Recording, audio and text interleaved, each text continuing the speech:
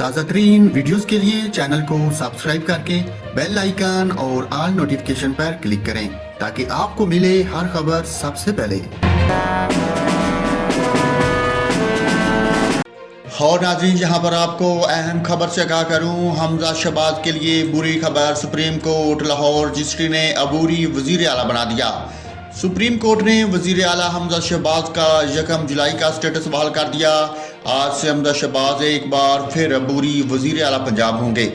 Supreme court کی جانب سے یہ فیصلہ لاہور رجسٹری میں ڈپٹی اسپیکر پنجاب اسمبلی کی رولنگ کے خلاف کیس کی سماعت کے دوران دیا۔